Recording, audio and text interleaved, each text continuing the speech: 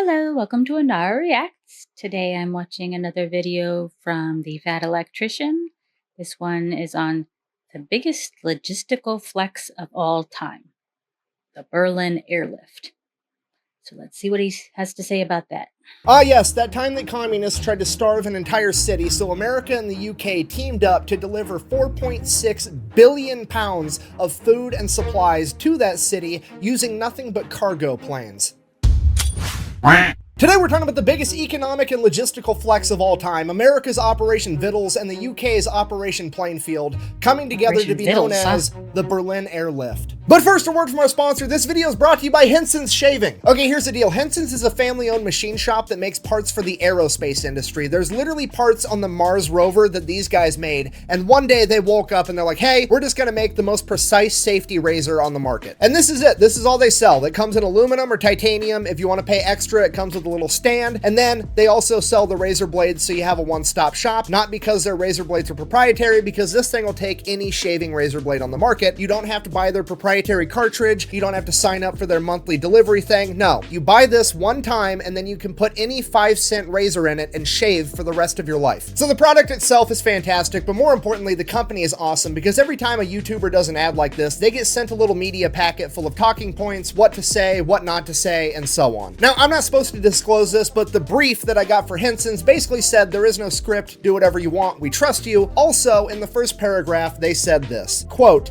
if for whatever reason you don't get a good shave with our product, please let us know. If we can't help you, then don't endorse us. We think we've made one of the very best razors in the world. If you disagree, we'd rather not ask you for a non-genuine endorsement. So not only are the razors great, but this is the type of company you want to support. I'll have a link and a discount code down below. Let's get back to the video. All right, important background info. After World War II, the Allied forces took control of Germany and it was split into pretty much 4 different chunks. The Soviets got a piece, America got a piece, the French and the British both got a piece. Here's a map of that right here. Okay, here's where it gets a little weird. Berlin was also split into 4 equal chunks. The problem with that was Berlin was 100 miles into the Soviet territory. So you have this little tiny speck on the map of British, French, and American territory completely surrounded by the USSR. While that is weird, it wasn't really a problem because right after World War II, everybody was still an ally. So America, the British, and the French had no problems using the roadways and the trains to get food and supplies to their section of Berlin. Now, just so we're on the same page, Berlin and essentially all of Germany to a slightly lesser extent is essentially a third world country at this point in time. So, Berlin in particular has essentially been turned into rubble from Allied bombings. The entire German economy is in the toilet, and all of the German people are not getting a lot of sympathy from the global community because, well,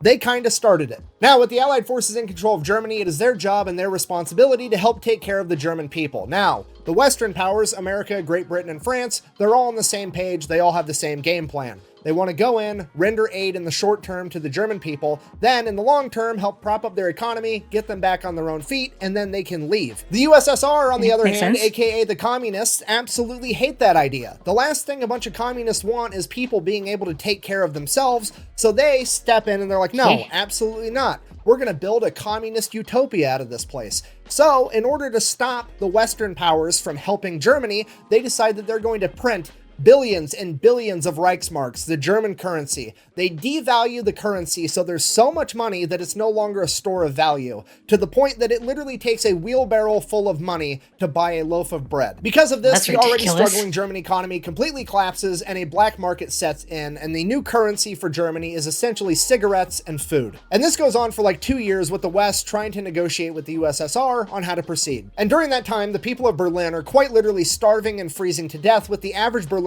eating less than 1,000 calories a day. Eventually, the West steps in and they're like, fuck it, we're just gonna do it without the communists because we have to help these people. So they create a new type of currency for Germany known as the Deutschmark, and it's gonna be seen as a real store of value and help rebuild the German economy. The Soviets find out about this and they freak out, basically break all diplomatic communication with the Western powers, and they officially want to break up and just have East versus West, capitalism versus communism, Hungary versus Fed. This is where the Cold War really starts kicking off. And the first ideological battleground of the Cold War is going to be Berlin, because remember, it's 100 miles into Soviet territory and a big chunk of it is still controlled by the Western powers. So the Soviets decide they need to take over that part of Berlin too. They can't have a little speck of capitalism capitalism in their communist utopia. Now, luckily for the communists, it's an easy fix. They really don't have to do anything, because the minute the West Berliners see what a communist utopia really looks like, they're going to willfully and freely denounce capitalism and run over and become communists too, right?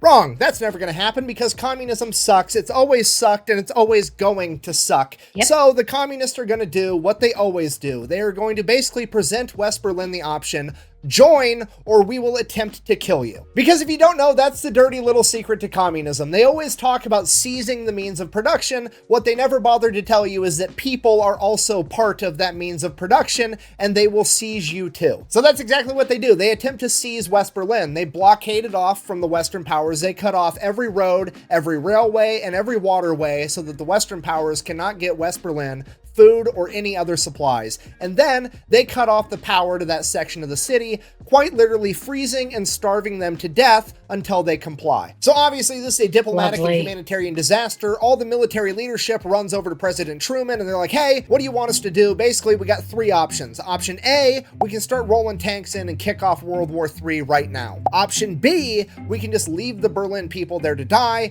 And option C, we can try to fly in as much food and supplies as possible, but getting enough to feed an entire city is basically going to be impossible. What do you want to do? Now, obviously, I'm paraphrasing a little, but Truman basically said, we're America, we don't start world wars, we just finish them. Also, and I quote, we stay in Berlin. Period. Which narrows it down to one single option. They are going to fly in enough food and enough supplies to try to feed all of West Berlin. Here's the catch with that. The American leadership has absolutely no idea what that's going to take or how to even proceed. So they go to the British government, who has just spent the last decade rationing their own people, and they have a great understanding of what it takes to keep a large population of people fed and warm. So Great Britain crunches the numbers, and they figure to get every single person in West Berlin 1,700 calories a day, it's going to be 1,500 tons of food every single day. In addition to that, since the power got cut off, they're going to need 2,500 tons of coal and fuel every single day. Okay, 4,000 tons, just so we're all on the same page, that is 8 million pounds of supplies every single day just to keep everyone alive. And the best cargo plane they have to work with at this point in time is the C-47 Skytrain, which has a maximum capacity of 3 tons, meaning that they are going to have to land 1,333 cargo planes into Berlin every single day. Holy to put crap. that into perspective, there's only 1,440 minutes in a day, meaning that one plane has to land every minute and 8 seconds.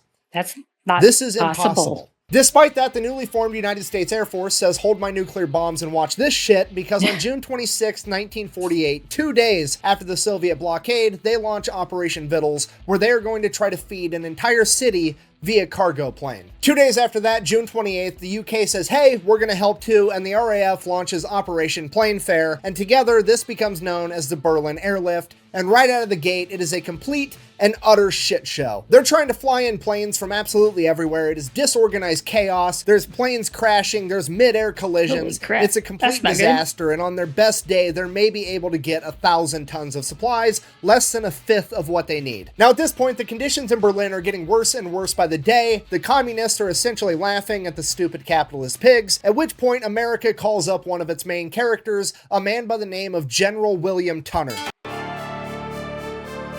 All right, this is a guy that coordinated all the logistics of getting supplies into China during World War II when they had to fly over the Himalayas. If anybody can unfuck this situation, it's gonna be him. And that's exactly what he does. Experience. So General Tunner comes in and he's like, here's the deal. We're gonna fly these planes like we're conducting an orchestra. There's 3 air channels to Berlin. The 2 on the outside are gonna be planes going to Berlin, and the one in the middle is gonna be planes leaving Berlin. For the 2 air channels going into Berlin, we're gonna launch 1 plane every 3 minutes all day, every single day, and those planes are going to fly at 5 separate altitudes, staggering every single time to give them just enough time to land. The Germans on the receiving end of this are like, we're literally starving to death, we got to help out the Americans and the British with this, so they show up and they start unloading the cargo planes for them, and they get so good at unloading these planes that they can unload all 3 tons of cargo in under 7 minutes and help get the planes turned around and sent back out. And this turns into one of the most beautiful humanitarian team effort moments in human history. There's American and British pilots, aircrew members, mechanics, all just showing up in West Germany without even being called to help with this effort and to fly and repair these planes to keep them going around the clock. And then over in Berlin, the same thing is happening. There's Luftwaffe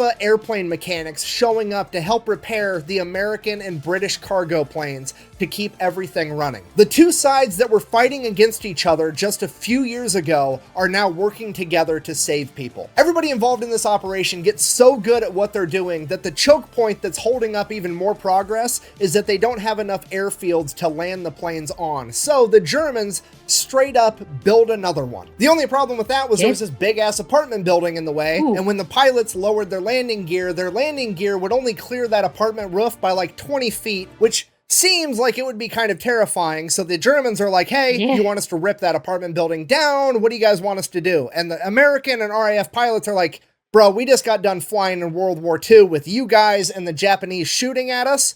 The apartment's gonna be fine, trust me. And sure enough, they start not only hitting, but exceeding the quota of 4,500 tons a day. And this infuriates the Soviets. This is the biggest economic and logistical flex of all time. It shouldn't even be possible, and yet America, the UK, and the people of West Berlin are somehow pulling it off. At this point, the Soviets decide they have to try to do something to stop this, so they start sending up all their fighter planes to try to mess with all the American and British cargo pilots by flying too close. They're basically trying to mess up air traffic, cause accidents, do anything they can to slow down this logistical miracle. Is that not considered an act of war? Work. Why? Because the American and British pilots know that it's basically a bluff, because it's essentially a giant game of fuck around and find out, because if the Soviets actually do anything, it's going to kick off World War III, and at this point in time, America is the only country on the planet that has nuclear bombs and a president that's not afraid to use them. Okay, if you're not picking up what I'm putting down, I'm trying to tell you that the American and RAF pilots are flying with the confidence of knowing that if one of these Soviets shoots them down, President Truman is going to bitch slap their entire country with the sun. Needless to say, they were unfazed by the Soviet harassment. How unfazed were they? Thank you so much for asking. Cue our next main character, Gail Halverson, aka the Candy Bomber. He was one of the many pilots that was flying supplies into Berlin, and somewhere along the way he decided that he was going to start dropping candy bars with little handkerchief parachutes out of the window of his plane over West Berlin so that the kids could get some candy. And eventually this caught on, and all the kids were waiting where the planes would fly over, hoping that they would get a candy bar. Then the American government caught on, and they're like, oh shit, this is a great propaganda opportunity. Imagine what it would be like if every single plane was dropping candy out of it. So that's exactly what they do. They start dropping a bunch of candy out of every plane, and then they make propaganda out of it. But then it gets bigger because all the American candy companies start sponsoring it and donating even more candy to drop. And then it gets bigger because all the kids in America and the UK start raising money at school to buy candy to give to the kids of Germany, and they're giving out even more candy. And the Soviets have to stand there and watch as the Americans and the British are not only flying in a literal Costco worth of shit into West Berlin every single day, but they're dropping candy out of their planes like it's a fucking parade the entire time. And this is all going on while East Germany and East Berlin is eating potatoes and standing in bread lines, and it makes the Soviets look like the biggest assholes on the planet. Because not only are the people of East Germany watching the Western world essentially move heaven and earth to help out West Berlin, they're also watching the Soviets be more interested in disrupting America and the UK from helping people than they are in helping the people of East Germany. In short, America and the UK are playing to win, and the Soviets are playing to not lose, and it is leading to a lower quality of life for all of East Germany. As it turns out, Sun Tzu was yet again correct when he said, the sun may rise in the east, but it sets in the west, and that's because West Side is the best side. But that's not what it means. Really? Not even close. That might have been Ice Cube, actually.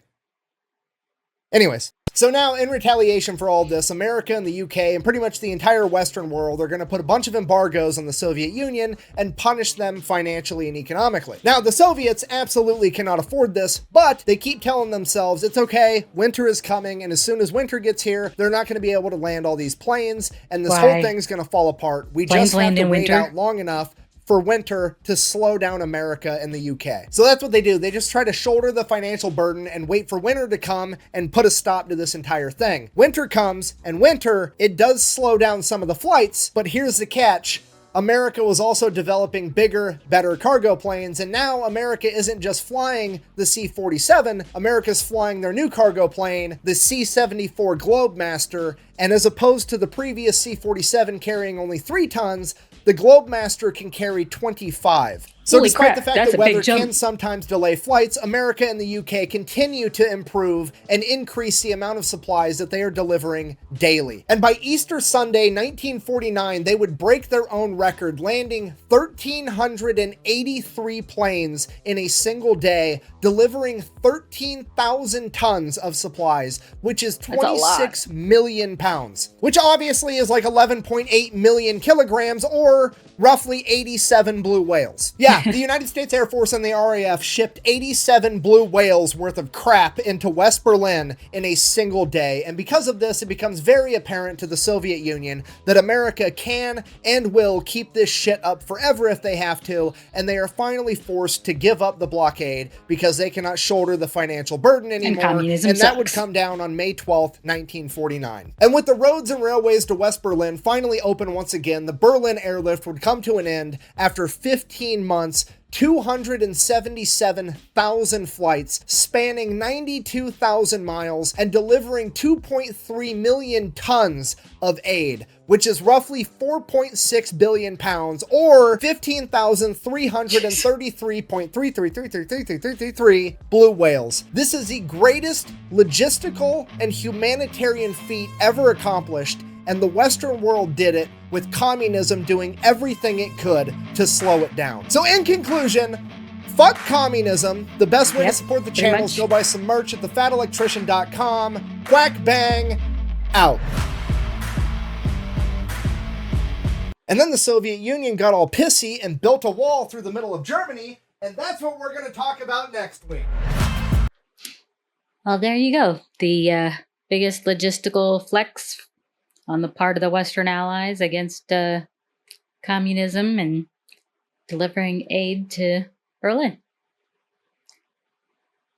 If you have any recommendations for other videos to watch, drop it in the comments, and I'll put a link to the original in the description.